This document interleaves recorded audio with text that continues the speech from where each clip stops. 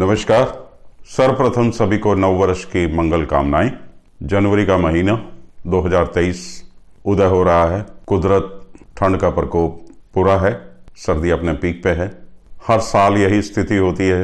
नववर्ष प्रवेश पे भारतवर्ष में सर्दियों का मौसम, पहाड़ों पे बर्फबारी और ठंड का प्रकोप। यही कुछ दिन पहले तक सोचते थे कि भाई यार इस बार ठंड नहीं पड़ रही, लगता है कि इस बार मौसम गड़बड़ा गया है। पर सारे पूर्वानुमान, इवन कि मौसम विभाग के भी पूर्वानुमान गलत साबित होते हैं और कुदरत अपनी चाल चलती है। और देखिए सब ठंड में ठिठुर रहे हैं और कह रहे भाई त्राहिमाम, बहुत ठंड हो गई भाई, अब बस करो। तो ये है कुदरत। जनवरी महीना 2023 आरंभ हो रहा है। एक बहुत बड़ी ग्रहों की खगोलीय घटना घटने जा रही है। 17 जनवरी को शनि महाराज 2.5 साल से मकर राशि में बैठे हुए मकर राशि को छोड़कर कुंभ राशि में प्रवेश करेंगे। मकर भी शनि की अपनी ही राशि है और कुंभ भी शनि की अपनी ही राशि है। और काल परश की कुंडली में देखिए कि 10वां भाव के स्वामी शनि और 11वें भाव के भी स्वामी शनि। 10वां भाव यानी कर्म और 11वां भाव मानी लाभ। तो जैसे कर्म करोगे वैसे फल पाओगे। यही कर्म फलदाता शनि महाराज का आधिपत्य है। और अब कुंभ में प्रवेश करके शनि कुछ देने के लिए तैयार बैठे हैं, लाभ स्थिति में पहुंचा रहे हैं। तो जनमानस को इसका कितना लाभ होगा ये अब 2.5 वर्षों में सामने प्रकट होगा।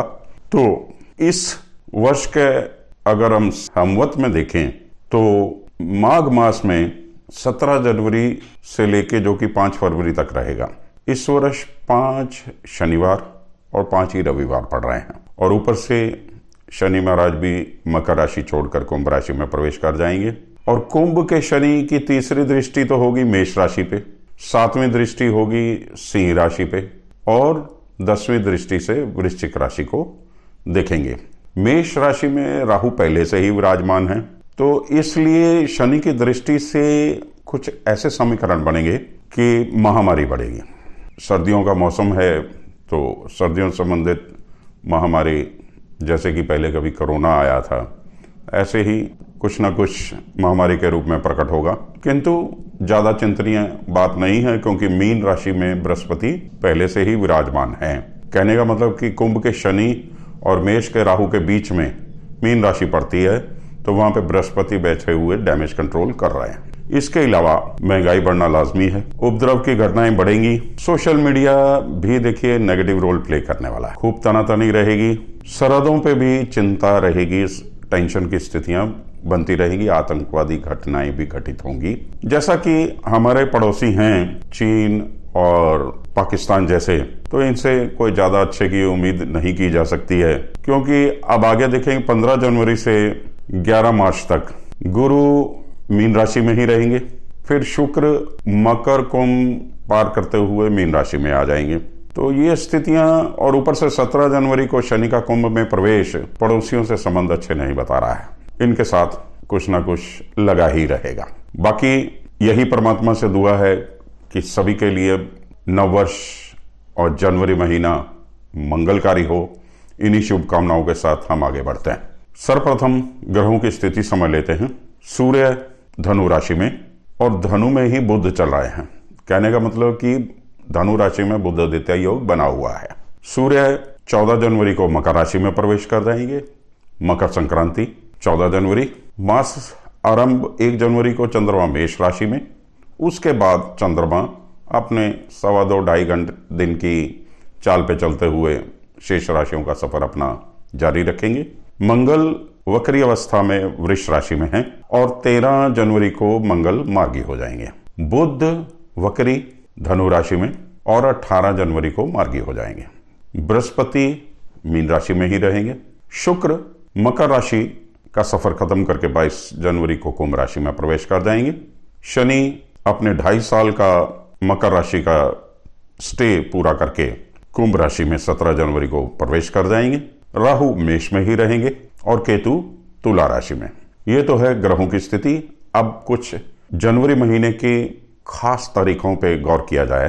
पर्व त्योहार से संबंधित जनवरी का महीने की पहली तारीख ही इंग्लिश कैलेंडर के हिसाब से नववर्ष का शुभारंभ है। पूरे विश्व में हर्षोल्लास से मनाया जाने वाला पर्व 1 जनवरी, फिर 6 जनवरी को पूर्णिमा पड़ेगी, 9 जनवरी को 10वीं पातशाही कलगीधर महाराज गुरु गोविंद सिंह जी की जयंती पड़ेगी, 10 जनवरी को विश्व हिंदी दिवस होगा, 12 जनवरी को स्वामी विवेकानंद जयंती जिसे कि हम राष्ट्रीय युवा दिवस के रूप में भी मनाते हैं, 13 जनवरी को लोहड़ी, 14 जनवरी को मकर संक्रांति और दक्षिण भारत में जिसे पोंगल के रूप में भी मनाया जाता है, 15 जनवरी को इंडियन आर्मी डे, 21 को फिर अमावस्या है, 22 जनवरी से गुप्त नवरात्रे आरंभ हो जाएंगे, 23 जनवरी को सुभाष चंद्र बोस जयंती, 26 जनवरी को देश का 74वां गणतंत्र दिवस और 26 जनवरी को बसंत पंचमी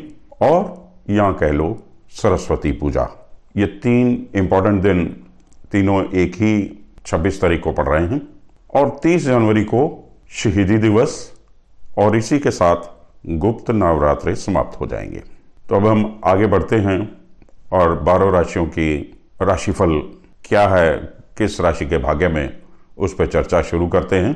कन्या राशि, राशि स्वामी बुध सुख स्थान में सूर्य के साथ लगभग पूरा महीना बुध वक्री अवस्था में शुरुआत हो रही है, फिर मार्गी हो जाएंगे।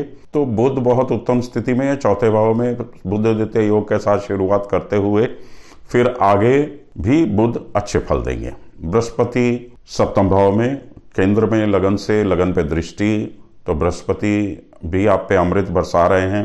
बृहस्पति की दृष्टि बहुत उत्तम है, उसके आय स्थान पे देखना बृहस्पति का और पराक्रम भाव पे देखना आपके लिए अमृत समान काम कर रहा है।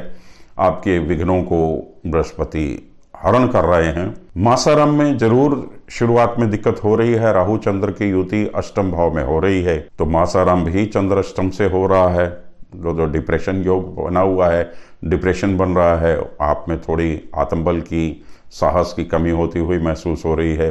भाग्य स्थान में मंगल बैठा हुआ है, थोड़ा उच्च रक्तचाप वगैरह के जो मरीज हैं और खास तौर पे जिनको थोड़ा बहुत हृदय रोग से संबंधित कोई परेशानी है, उन्हें सचेत रहने की जरूरत है, क्योंकि चौथे भाव में सूर्य और अष्टम में राहु और राहु की दृष्टि चौथे भाव पे पड़ रही है, तो आपको स्वास्थ्य के प्रति सचेत रहना होगा। माँ दुर्गा की शरण में रहें, माँ दुर्गा आपका कल्याण करेंगी। गुप्त विद्याओं में आपको रुचि बढ़ेगी। ये तय है कि अष्टम के राहु अगर कष्टकारी हैं तो किंतु गूढ़ विद्याओं में वो अच्छे फल देते हैं और उसमें आपको उत्तम फलों की प्राप्ति होती हुई दिखाई दे रही है।